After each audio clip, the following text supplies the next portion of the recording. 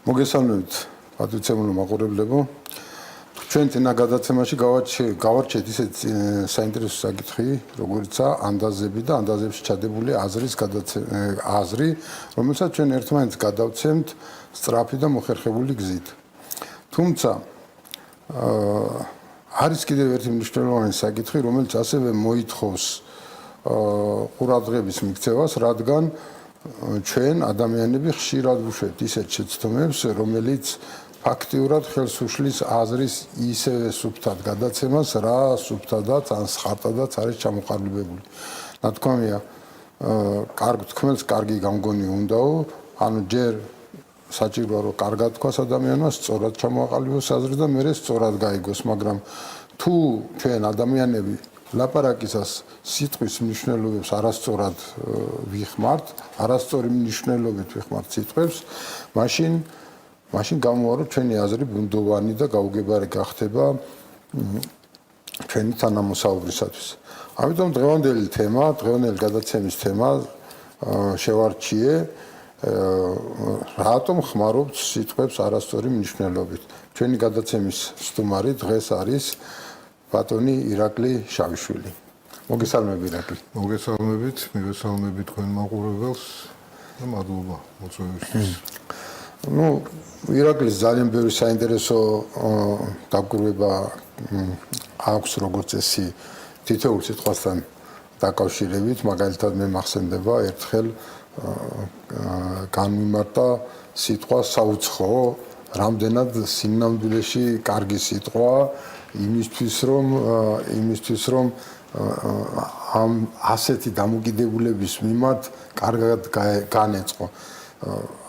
მანამდე სანამ ირაკლი ამ მნიშვნელო ან ახსნას გააკეთებდა, მანამდე წაკითხული მქონდა ადრე, რომ ჩვენო ქართველები ვარ გივართო, რომ სხვებისთვის ესეთ ნივთებს, რომლებიც კარგიაო, რატომღაც სხვებისას უწოდებთო საუცხოოს. არადა სინამდვილეში ამ სიტყვაში პოზიტიური მნიშვნელობაა და სწორედ ეს გაფიქრებინებს ადამიანს, რომ სიტყვების მნიშვნელობას თუ კარგად დაუკვირდებით, ისეთ რამეს აღმოაჩენთ ზოგჯერ მასში, რომ ვერც წარმოვიდგენთ. მე არ მინდა ახლა არ ვიცი თუ ბატონ ირაკლის უნდა გაიხსენოს ახსნას ეს სიტყვა. კი ბატონო, საშუალება და მე მივყვეთ რაც ისა გვაქვს. კი ბატონო. სიტყვა საუცხო აღიქმება ხშირად როგორც ქართველების რაღაც კუდაბზიკობის გამოვლინება, რომ უცხოს უნდა დაანახო რაღაცა, მოაჩვენო თავი კარგად და ასეთ რაღაცას აღნიშნოს სიტყვა საუცხო, უცხოსთვის განკუთვნილს. სინამდვილეში ჩემი აზრით ამ სიტყვაში ბევრად უფრო ღრმა და სწორი შინაარსი დევს და ეკონომიკური შინაარსი დევს, რაც მთავარია. ეს ნიშნავს იმას, რომ რაც სხვისთვის გაქვს განკუთვნილი, რაც გასაყიდად ან გასასხვისებლად გაქვს განკუთვნილი, ის უნდა იყოს კარგი, საუკეთესო. კი. რომ კარგად მიიღოს იმ უცხომ, ვინც ამას შენგან ანუ ბაზარზე ხო, ანუ ეკონომიკური შინაარსი დევს ამ სიტყვაში და ეხლა ჩემთვის ცნობილ ენებში ამგვარი სიტყვა არ შემხვედრია მე სიმართლე გითხრათ. ამგვარი შინაარსის მატარებელი სიტყვა. ეხლა ჩვენ ხშირად გაგვიგია, რომ ქართველებმა ეკონომიკა არ ვიცით, ბიზნესი არ ვიცით და ასე შემდეგ. აი ეს საპირისპიროს ამტკიცებს. ასეთი სიტყვის შექმნა მხოლოდ იმ ადამიანს შეეძლო, ვინც კარგად ფლობს ამ ეკონომიკის და ბაზრის სიტუაციებს. და მან თქვა, რომ ის რაც გასასხვისებლად გინდა, უცხოსთვის გინდა, უნდა გააკეთო ძალიან კარგი. მარტო კარგი არ არის საკმარისი, ძალიან კარგი უნდა იყოს. ამიტომ არსებობს ესეთი სიტყვა.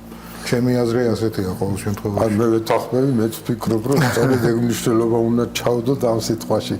თუ სხვანაირად გავიგებთ, მაშინ ცოტა გაუგებარია, რატომ უნდა იყოს საუცხო კარგი. ხო, მოდი ახლა დავუბრუნდეთ იმ უბრალოდ მივყვეთ იმ მიმდევრობით, რა მიმდევრობითაც წინასწარ ასე ვთქვათ, ვიყავით შეთანხმებული. და მე რამდენიმე წყვილი მაქვს ამოწერილი სიტყვების, რომლებსაც ხშირად ურევენ ხოლმე ერთმანეთში და დავიწყოთ ყველაზე მარტივით ეგრეთ წოდებული ციფრებით და რიცხვებით. რაც ასე ვთქვათ ძალიან გავრცელებული ის არის ნებისმიერ ტელევიზიაში თუ ნებისმიერ იმაში, რატომღაც რიცხვების მაგივრად ყოველთვის ციფრებს ამობენ. დიდი ციფრები. მაგრამ მე 9-ზე მეტი ციფრი არ ვიცი ათობით სისტემაში და ხო, ესეც დაახლოებით იგივეა, რაც ანბანი და სიტყვა რომ აურიოთ ერთმანეთში. ციფრები არის სიმბოლოები, რომლითაც შედგება რიცხვები. ისევე როგორც სიტყვები შედგება ასოებისგან.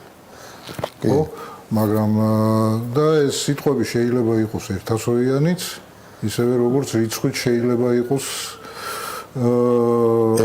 ერთციფრიანი. ხო? ციფრები არის მათემატიკის, ასე ვთქვათ, ანბანი და რიცხვები არის მათემატიკის სიტყვები. მათ გასაგებია, მაგრამ მე უფრო ის ნიუანსი მაინტერესებს, რატო უჩნდებათ ადამიანებს სურვილი რიცხვის მაგივრად ციფრი იხმარონ. ანუ რა აიძულებს მათ ასე გავაკეთოთ. ამას მე ასე ავხსნიდი, ხა თლად უაზრო ეგეთი დამოკიდებულება შეიძლება არ იყოს. იცით რა არის, აი მე როცა ვთქვათ, ჩემთვის სრულიად უცხო ენაზე ვკითხულობ რაღაც წარწერას, ვკითხულობ რა ვუყურებ წარწერას. ხო, ვთქვათ, სიტყვაზე ვამბობ არაბულ ენაზე წარწერას. ის ჩემთვის არის ასოების გროვა, ის სიტყვები არ არის, იმიტომ რომ მე მათ ვერ აღვიქვამთ. ესმის. ასე რომ თუ ადამიანი რაღაც, ვთქვათ, რაღაც სტატისტიკურ ცხრილს უყურებს და მას ვერიგებს რა არის იქ მოცემული, ხო? მისთვის ეს არის ციფრების გროვა. ანუ ასოების გროვა. და რიცხვებს ვერ აღიქვამს, ხო? იმ რიცხვებს ხომ ერთმანეთთან რაღაც კავშირი აქვს. ამ კავშირს ის თუ ვერ ადგენს, მისთვის ეს ციფრების გროვაა და არა რიცხვების. და მაშინ რატო უნდა თქვა დიდი ციფრები? გროვა ის ამას აღიქვამს როგორც გროვა. შეიძლება თქვა ბევრი ციფრი, მაგრამ დიდი როგორ იქნება? ხო, ნუ ეხლა შეიძლება რაღაც კვინტილიონი დაწერო, მაგრამ ადამიანმა ვერ აღიქვას ის და მისთვის ის ერთიანის და ნულიანის პრობლემია. ხო, ანუ ესეთი რაღაცა არსებობს, თუმცა როცა ადამიანი აი ციფრებით დავადასტურებ ამას, როცა ამბობ, ეს უკვე არასწორი თქმა არის, იმიტომ რომ რახან შენ რაღაცის დადასტურებას აპირებ, ესე იგი გესმის ამის შინაარსი და მაშინ ის შენთვის ციფრები კი არ არის, არამედ რიცხვებია, ანუ უკვე სიტყვებია და არა ასოები. საინტერესო ის არის, რომ თვითონ რიცხვის სიტყვა ძველთაგან ქართული სიტყვა, ურიცხვი და მრავალრიცხვი და რაღაცა და ხოლო ციფრი შემოსულია ცოტა მოგვიანებით, მე როგორც ვიცი და ამიტომ მაინც რატომღაც ციფრით ჩანაცვლების ტენდენცია მეტყველებაში ცოტა უცნაურად გამოიყურება. ხო, მაგრამ შეიძლება ყოველთვის მცდარი არ იყოს ასეთი შეხედულება, ასეთი გამონათქვამები. მაგ ვარიანტში შეიძლება ახსნა რაც თქვი, კი. თუმცა, როდესაც უკვე თუ იმაში ერკვევი, რასაც კითხულობ, ციფრების თქმა უკვე არაკომპეტენტურობის მაჩვენებელია. ხო, უკვე შეცდომაა, კი. ხო, ეხლა აქ ერთი მომენტია, ციფრებს და რიცხვებს თუ ერთმანეთში აურევს ლაპარაკისას, რა თქმა უნდა, გარკვეულ ხერხულობას და გაუმართავობას ქმნის, მაგრამ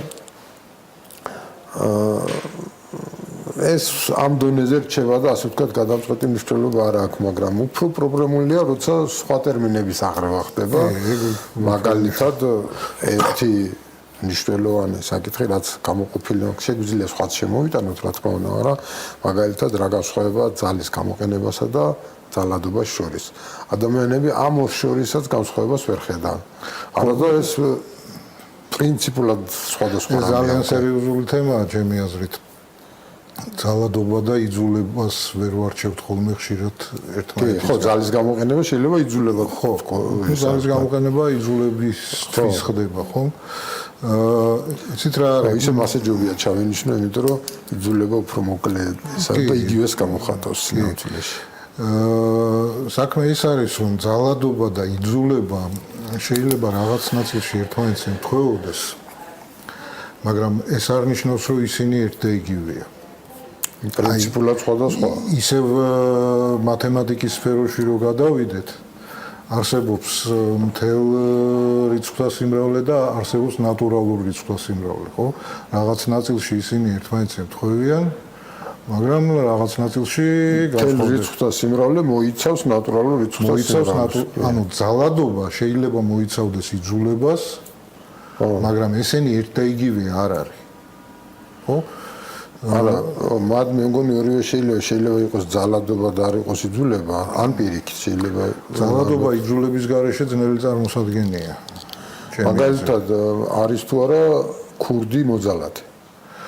ხო, ქურდი მოძალადე არის, რა თქმა უნდა, იმიტომ რომ სხვის ქონებას ეუფლება მისი ნების გარეშე. მისი ნების გარეშე, თუმცა შეიძლება პირდაპირ ფიზიკური ძალადობა, ხო, იძულება არ საკონე ანუ ყაჩაღობა თუ არ და იარაღი დაადგა გასაგებია იძულება მაგრამ თუ შეიბარა სახში და მოიპარა აქ იძულება არ არის მაგრამ ძალადობა არის იმიტომ რომ მისი ქონება დააზიანო და ხო და აი ეს უნდა გავარჩიოთ ერთმანეთისგან და ამ ცნებების აღრევას ძალიან მნიშვნელოვანი გავლენა აქვს მოქალაქეებზე ადამიანებზე ზოგადად და ჩვენ ხშირად გაგვიგია რომ სახელმწიფოს აქვს რაღაც ლეგიტიმური ძალადობის უფლება.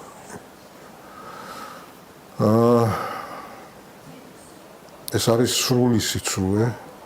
სახელმწიფო შექმნილია იმისთვის, რომ ადამიანები ძალადობისგან დაიცვას ხშირად იძულებითი მეთოდებით, მაგრამ ეს იძულება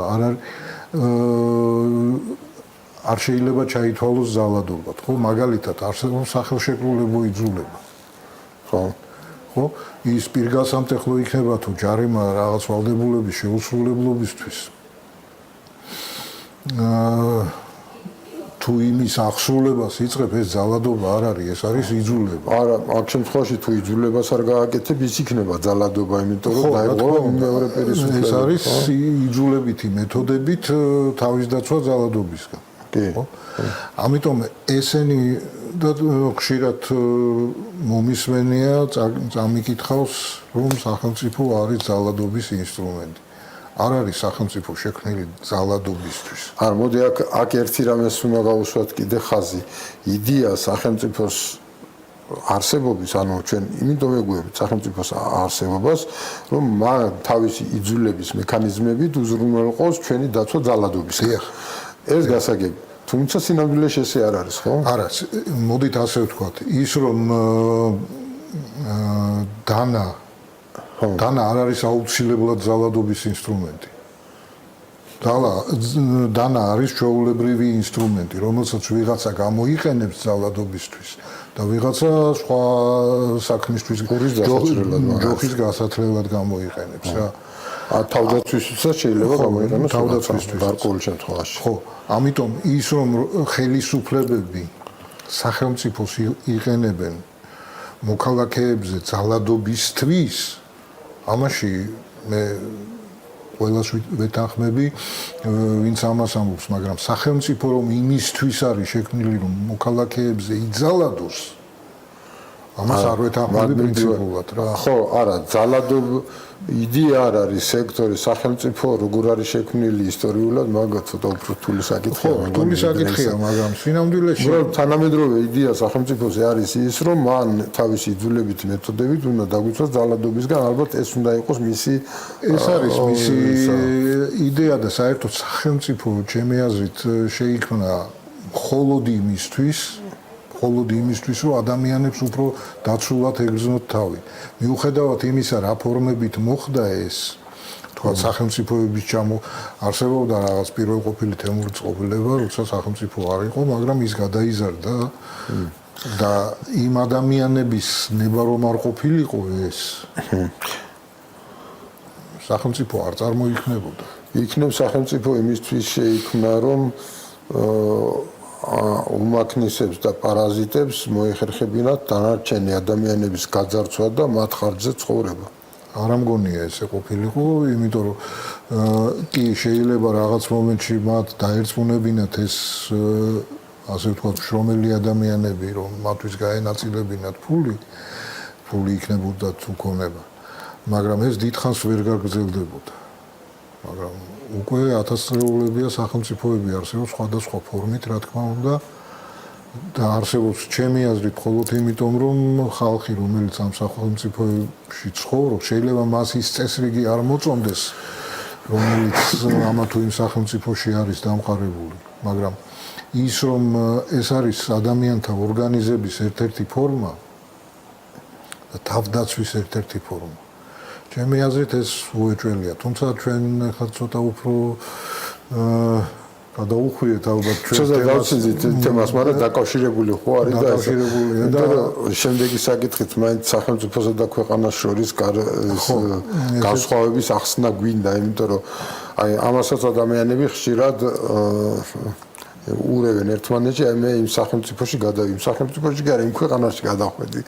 ხო, ეხლა აქ ასევე ორი რამ უნდა განვასხვაოთ ერთმანეთისგან. ერთი რომ ჩვენ ერთმანეთში ხშირად ვურევთ სახელმწიფოს და ქვეყანას და მეორე მხრივ ჩვენ ერთმანეთში ვურევთ სახელმწიფოს და ხელისუფლებას. კი, აი სახელმწიფო აკეთებს, სახელმწიფო კი არ აკეთებს, ხელისუფლება აკეთებს რაღაცას. და ნუ შეიძლება ხელისუფლება შევეცდები განსხვავება დავინახოთ რა. რა განსხვავება სახელმწიფოსა და ქვეყანას შორის. ქვეყნის განმარტება თავის დროზე მოგვცა გიორგი მერჩულემ, ხო? ქართლად ფრიადი ქვეყანაი აღირაცხების, ალბათ ყველა ქართველმა ისინა საინტერესო დებულებაა სხვათა შორის გეტყვით ახლა რომელსაც აშინა ქართულისა ენითა ლოცვა აღევლინების და ჟამი შეიწირვის, ხო? ასე ჩამოაყალიბა მან ქვეყნის, ანუ ალბათ სხვა ქვეყნებსაც მსგავსი რაღაცა განმარტება ეხება. სხვათა შორის ეს წინადადება ჩემი აზრით არის პირველ წყარო ილია ჭავჭავაძის მაქსიმისა მამული ენას არწმუნოება. ქართლი მამული, ქართულისა ენითა ენა და ლოცვა აღევლინების ჟამი შეიწირვის. მაგაზე არ მითქრია. სარწმუნოება, ხო? ეს ჩემი აზრით ესენი ურთიერთდაკავშირებული ესენია და შეიძლება სწორედ აქედან ამოვიდა ილია, როცა ამ თავის მაქსიმას. თუმცა ილიამ ეგ ფრაზა სხვანაირად იხმარ აჭარაში, ხო? იქ სარწმუნოება ამოიღო და ისტორია ჩასვამის. კი ბატონო, მაგრამ ხო, მაგრამ ეს უკვე პოლიტიკური მოქმედება იყო მის მხრიდან და არა ხო, ეს არის ქვეყანა. მოდი ასე ვთქვათ. შორს რო არ წავიდეთ საქართველოს ისტორიას რო გადავხედოთ. ქვეყანა საქართველო, რასაც ჩვენ დღეს საქართველოს ვეძახით. არსებობდა მრავალი საუკუნის განმავლობაში, ხო? მაგალითად მე-18 საუკუნეში ამ ქვეყნის ტერიტორიაზე არსებობდა მინიმუმ 3 სახელმწიფო: ქართლის, კახეთის, იმერეთის და კიდევ იქ სახელმწიფოებრივი წარმონაქმნები, სამთავროები იყო, ოდიშის, გურიის და ასე შემდეგ და ასე შემდეგ. ანუ ქვეყანა ერთი იყო, სახელმწიფოები იყო რამდენიმე. ჩვენ ისეთი პერიოდის ჰქონდა, როცა სახელმწიფო არ იყო საერთოდ. დიახ, აი ეგ უნდა მეთქვა ახლა. მთელი მე-19 საუკუნის განმავლობაში საქართველოს სახელმწიფო არსებობდა 12-13 წლის განმავლობაში სულ. 1801 წლიდან გაუქმდა სახელმწიფო საქართველოში 18-21 წლებში 3 წელი არსებობდა მე-20 საუკუნეში, ანუ მთელი მე-19 საუკუნის განმავლობაში სახელმწიფო არ არსებობდა. იქ არსებობდა 3 წლის განმავლობაში და 91-დან 2000 წლამდე კიდე რაღაც 9 თუ 10 წელი. სულ, მაგრამ ქვეყანა არსებობდა. ქვეყანასთან და სხვათა შორის ილიას იმაში ყოველთვის მასე არის, რომ საქართველოს მისთვის ქვეყანა იყო და სახელმწიფო იყო, ხო, და სახელმწიფო შექმნა ისეთი სახელმწიფოს იმაში გამგებლობაში. სხვა სახელმწიფოს იურისდიქცია ვრცელდებოდა ამ ტერიტორიაზე. კი. მაგრამ ეს არ იყო საქართველო. და ილია ისთვისაც იბრძოდა საკუთარი სახელმწიფოს ხო, იდეა ჰქონდა მას. ანუ ამ შემთხვევაში შეგვიძლია ვთქვა, იგივე ახლა საფრანგეთში მე რამდენი რესპუბლიკაა, ის სხვადასხვა სახელმწიფოებია. იგივეა, რომ ადამიანმა შექმნას რამდენიმე კომპანია, ან რამდენიმე ორგანიზაცია, არაკომერციული და ასე შემდეგ, ხო? ადამიანი შემქმნელი ერთი იქნება, მაგრამ კომპანიები და ორგანიზაციები იქნება სხვადასხვა. ასევე ამ ხალხმა, ამ ქვეყანაში შექმნა ხან ერთი სახელმწიფო, ხან მონარქია იყო იმ საფრანგეთში, ხან რესპუბლიკა იყო და ნუ მათ საფრანგეთში არა ცხადია, ყველგან იყო დაცვლილებები, სხვადასხვა ფორმით. ამიტომ სახელმწიფო და ქვეყანა ერთ და იგივე არ არის და ერთი საინტერესო მომენტია, ქვეყანას პირველი პირი არ ყავს. პირველი პირი ყავს ორგანიზაციულ სტრუქტურას. იერარქიას ყავს პირველი პირი და 27 პირი. საინტერესო დაკვირვებაა. ქვეყანას პირველი პირი არ შეიძლება ყავდეს. ყველა თანასწორია და ეს თანასწორობა გამოვლინდება არჩევნების დროს. ის მილიარდელი იქნება თუ რუსული ტერმინით რო ვთქვათ, ბომჟი. ორივეს ერთი ხმა აქვს არჩევნებს. ეს არ ვიცი, ესეც საკამათო საკითხია, სამწუხაროა ეს თუ არა სამწუხარო, მაგრამ ეგ ერთ-ერთი სხვა გადაცემის თემა იქნება. კი ბატონო, საყოველთაო არჩევნებზე, საყოველთაო იმაზე მე არ მაქვს ამაზე ესე ჩამოყალიბებული აზრი, მაგრამ აი მად მოკლედ ვიტყვი უბრალოდ და ეს ასე ვთქვათ ანონსი გამოვა ერთ-ერთი შემდეგი გადაცემის, როგორ შეიძლება ერთ იდიოტს და ორ იდიოტს მეტი წონა ჰქონდეს არჩევნებისას, ვიდრე ერთ გენიოსს. აი წარმოუდგენელი რაღაც სხვანაირი წესია საჭირო. ხო, მაგრამ კარგი მოდი შევეშვათ ჩვენ მოდელინას. ხა მეორე, ხელისუფლება და სახელმწიფო. როცა ერთმანეთში უღრევთ. ხელისუფლება, რა თქმა უნდა, როდესაც სათავეში მოდის, ის მოქმედებს ჩემი და შენი სახელითა და ხარჯით. ხო? გადასახადების გზით. კი, მიაქვს და მიაქვს ჩემი ხარჯია ეს და ჩემი სახელით მოქმედებს, სახელმწიფოს სახელით მოქმედებს. ჯერთი ის რომ ვთქვათ, ხელისუფლებები იცვლება და სახელმწიფო იგივე რჩება. ხო?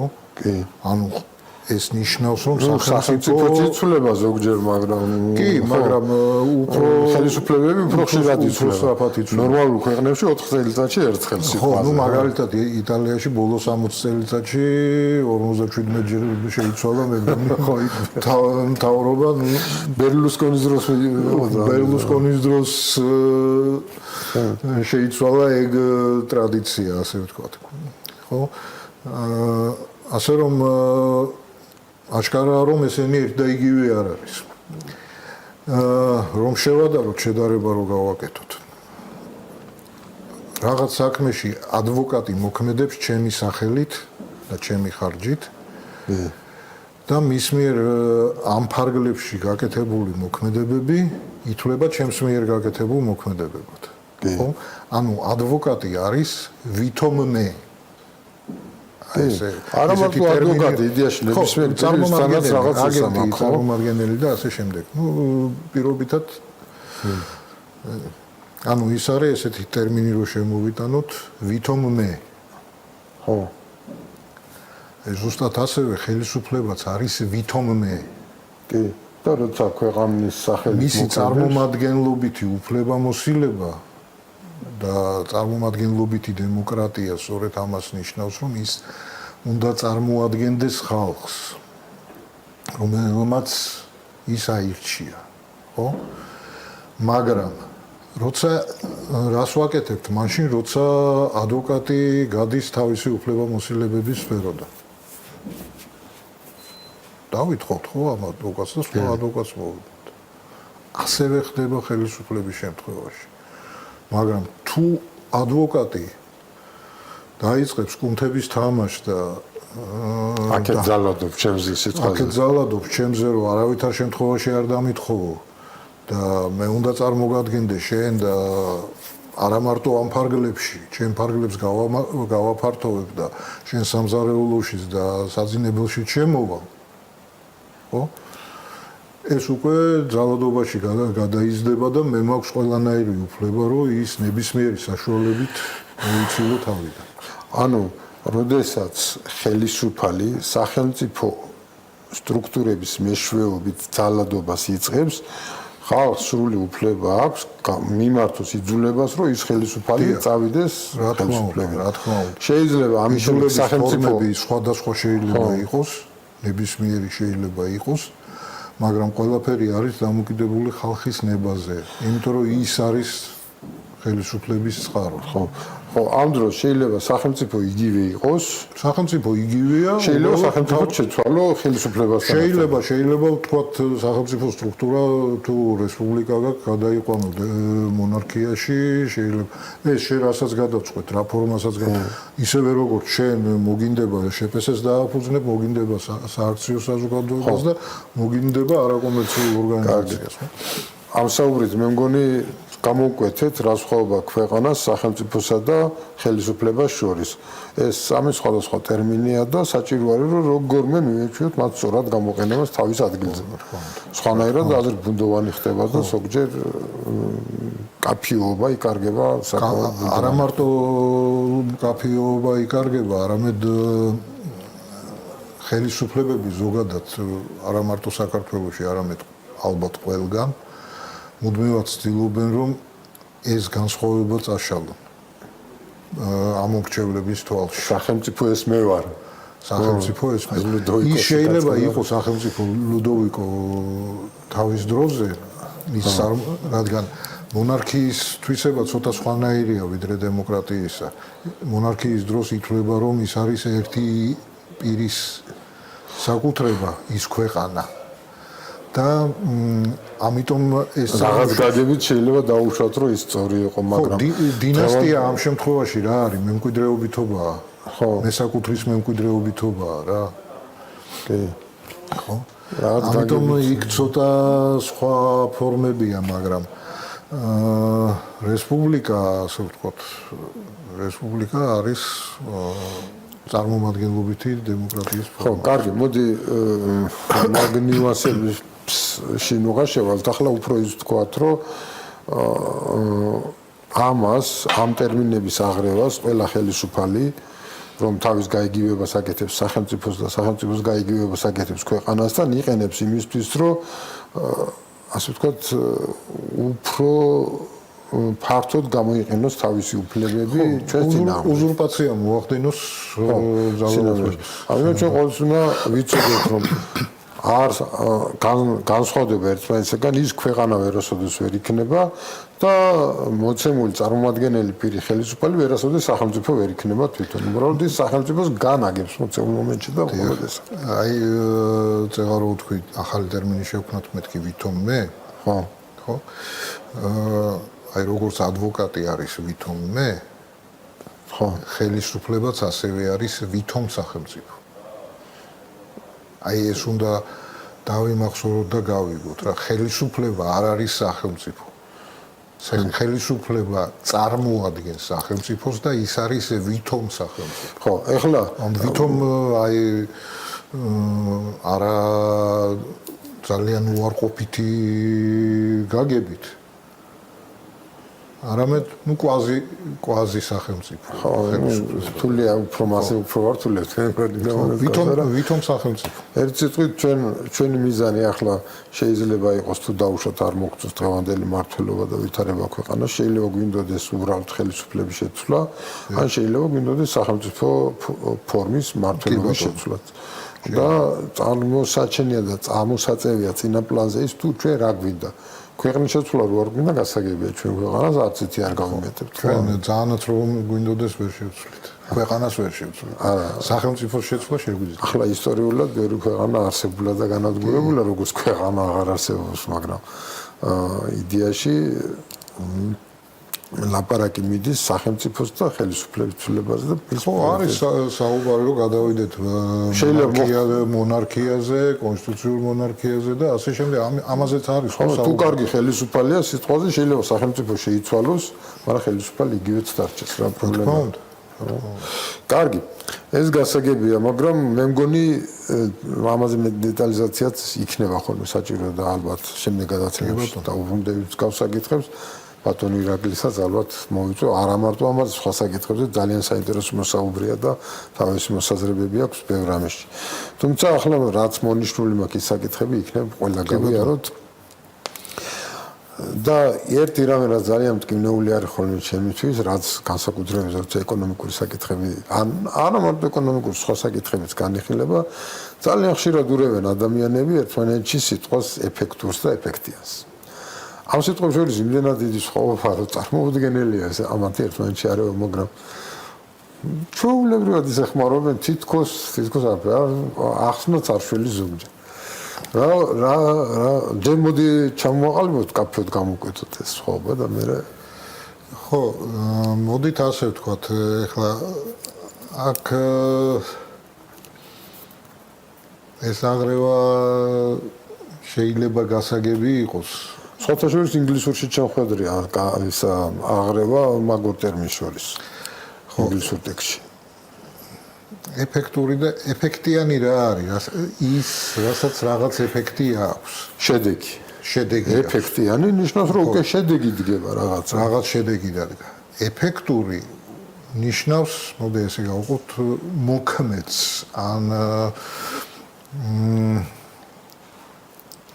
შედეგის მოლოდინის მე მაგ კარგი მაგალითი მიფიქრებული ამისთვის და მაშინ იმ მაგალითზე გავარჩიოთ მე წარმოვიდგინოთ არის საქველმოქმედო საღამო უნდა შეაგროვონ რაღაცა თანხა რაღაცის ქველმოქმედებისათვის და ვიღაცა გამოვიდა ძალიან შთამბეჭდავი სიტყვა თქვა და ყველა მტაში დაუკრა მაგრამ თანხა არ შეგროვდა ეს ქმედება ეფექტურია თუ ეფექტიანი ეს ეფექტურია მაგრამ შედეგი არა შედეგი არა ანუ ეფექტიანი არ არის თუმცა ეფექტურია შთაბეჭდილების მომხდენია ამ შემთხვევაში ხო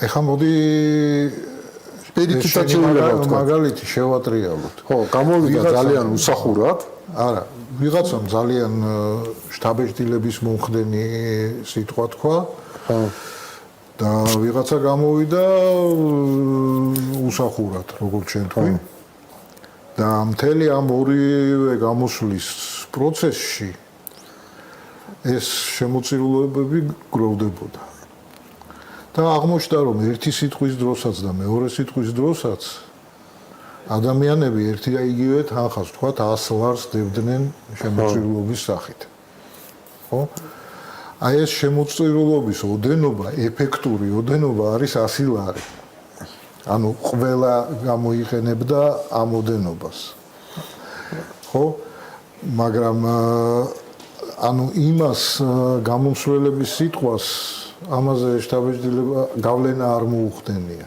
ეფექტური განაკვეთი შემოწირულობისა იყო 100 ლარი, ანუ მოქმედი განაკვეთი. ხო, მაგრამ მათ უფრო დამაბნეველია მე მგონი იქით.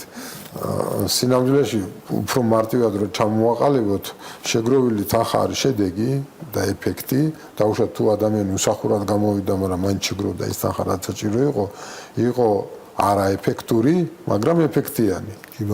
თუმცა ახლა საქველმოქმედო საღამოზე კი არა შეიძლება სხვა ღონისძიებებს ჩვეულებრივად ეფექტურობაზე შეიძლება გადიოდეს გზა ეფექტიანობისკენ.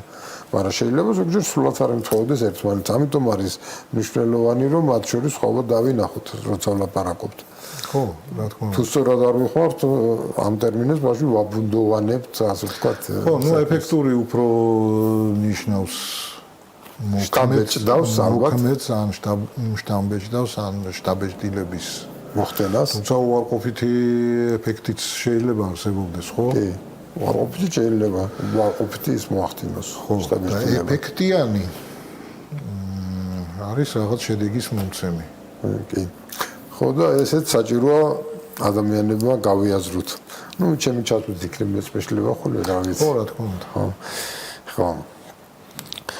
და იმისთვის რომ გამოვკვეთო ეს რამდენად მნიშვნელოვანია, მინდა კიდე ერთი ტერმინი გამოვიყენოთ, რომელსაც ძალიან ისეთი 200 წლიანი თუ 300 წლიანი ისტორია აქვს, ეს ტერმინი არის ლიბერალი, რომელიც მე-19 საუკუნეში ნიშნავდა ძალიან კარგ რაღაცას, ძალიან კარგი ვიღაცები იყვნენ, იმდენად კარგი ვიღაცები იყვნენ, რომ მე-19 საუკუნის 60-იან წლებში შვედეთის მაგალითად მოყვა შვედეთის პარლამენტში რომ აირჩიეს ხალხი, ყველა ლიბერალი იყო. ყველა 100%-იანი ლიბერალები იყვნენ, ოღონდ სხვადასხვა ერთ სოფლის მეურნეობის მიმართულებით ჯგუფი რურალ რაღაცა პარტია ერქვა, მეორე იყო ახალი ლიბერალები და ვიღაცები.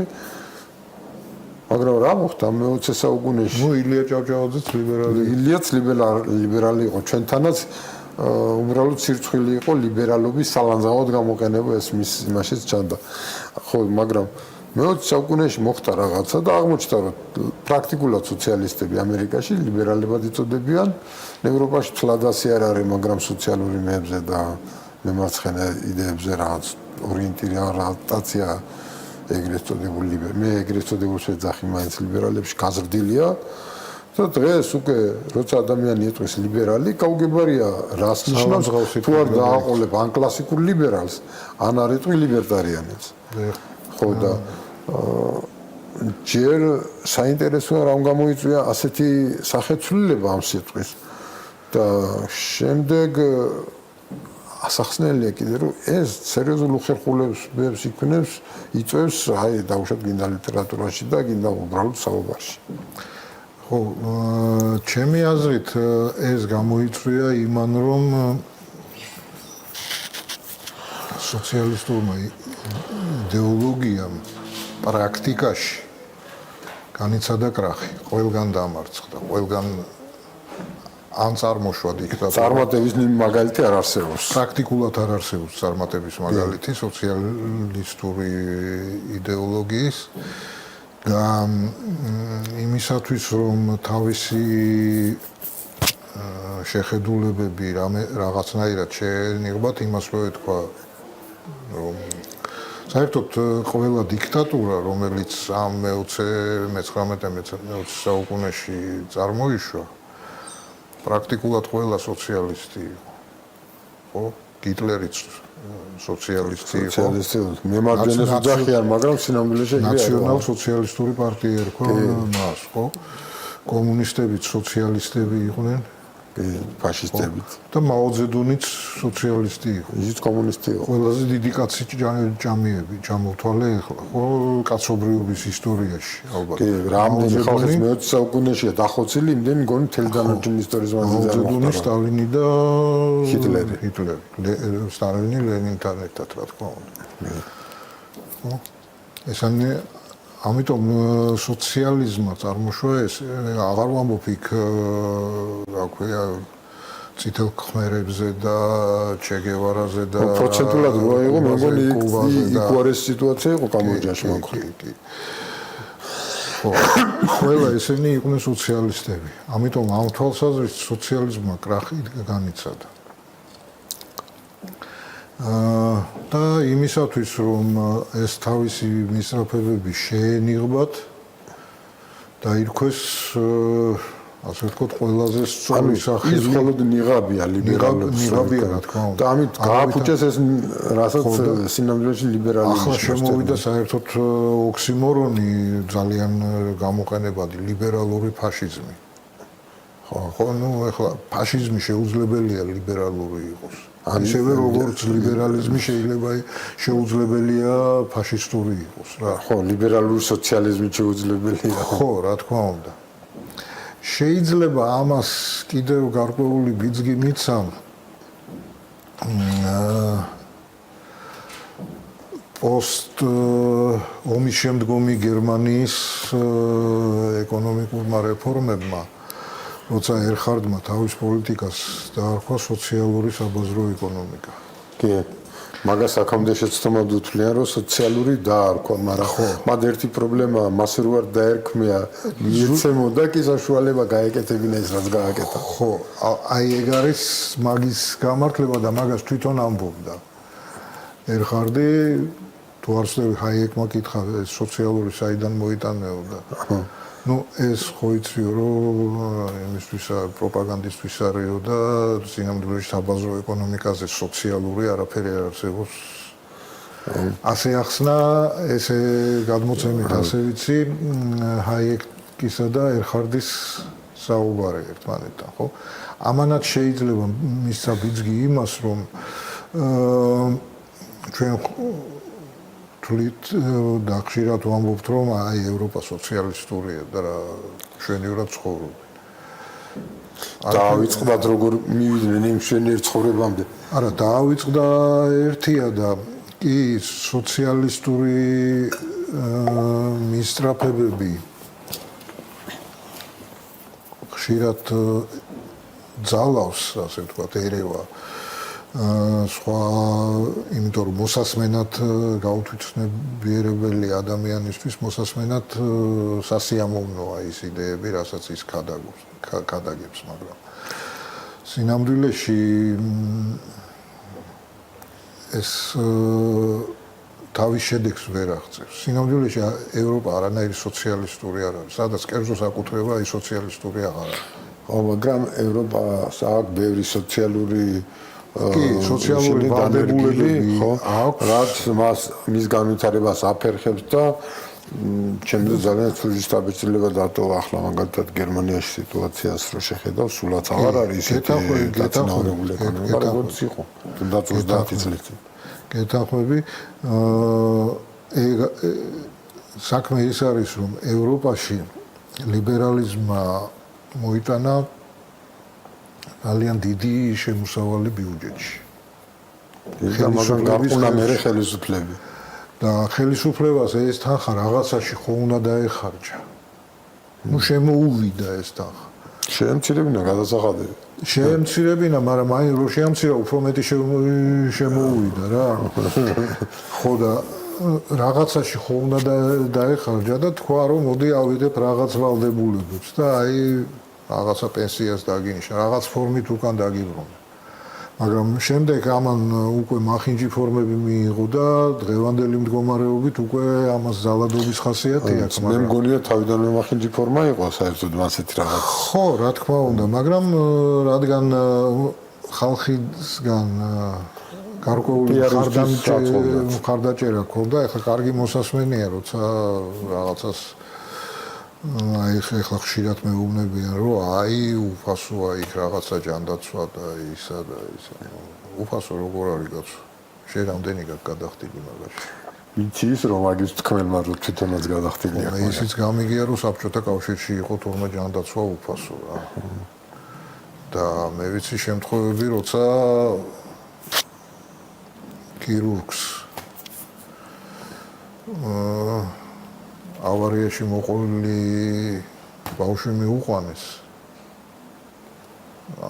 და უთხრეს რომ აი ახალგაზრდა კაცია ავარიაში მოყოლილი, კვდება და ოპერაცია უნდა გააკეთო.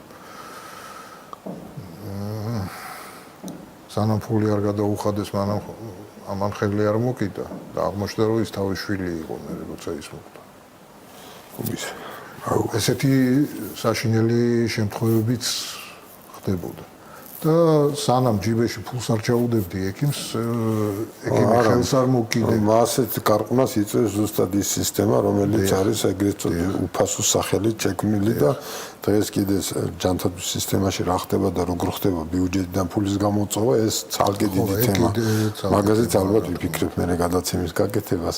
დღეს უკვე ახლა ბოლოსკენ უნდა წავიდეთ და თუ რამე ისეთი გაქვს, რაზედაც არ გვილაპარაკია, მაგრამ სასურველი იქნებოდა ამ კონტექსტში განხილვა, ისიც განვიხილოთ და დავამთავროთ. რა ვიცი, ახლა შეიძლება ძალიან ბევრი ასეთი მაგალითი მოვიტანოთ, როგორიც დღეს გავარჩიეთ და ესა, მაგრამ ამან შეიძლება ძალიან ბევრი დრო ხო, რა თქმა უნდა, ეს ერთი გადაცემის თემა შეიძლება არ იყოს, აქვე წარმოიშვა თემები უკვე, რომლებიც შეიძლება არაერთ გადაცემას იმსახურებდეს. ამიტომ ვიცი, ახალ თემას აღარ შემოვიდა. ჩვენ ეს გადაცემა ჩაფიქრებული გვაქვს, ასე ვთქვათ, რომ 30-40 წუთის მეტი არ გაგრძელდეს, იმიტომ რომ ცოტა ძნელია მოსმენა ძალიან დიდ ხანს მონოტონური საუბრის, მაგრამ სამაგეროდ ბევრჯერ შეიძლება გავაკეთოთ და სხვა დროსაც კიდე შეიძლება შევხვდეთ და ვისაუბროთ ძველ თემებზე. დღევანდელი გადაცემის მიზანი იყო, რომ ადამიანებმა როგორმე მაყურებლებო თქვენთან ერთად უნდა ვცადოთ, რომ როგორმე ტერმინი ვიხმაროთ იმ მნიშვნელობით, რა მნიშვნელობაც მას აქვს, თორემ თუ მას მნიშვნელობებს უცვლის და სხვანაირად ხმარობთ, ამით როგორც წესით არაკეთილ სინციერი ადამიანები სარგებლობენ. ასე რომ დავუკვირდეთ ტერმინის რა მნიშვნელობას ვანიჭებთ და ვიხმაროთ ისე. აი დღეს მე მგონი ამით დავამთავროთ. მადლობა ბატონო ირაკლი. მადლობა ბრძანებისთვის. მადლობა მსმენელებს. ხო. ვინც გავგვიძრო. ხო, ვინც გავგვიძრო. კი ბატონო, იმედია ძალიან გასაძლები არ იყო ჩვენი გადაცემა. მადლობა, გემშვიდობებით, შევხვდებით შემდეგ გადაცემაში. მადლობა.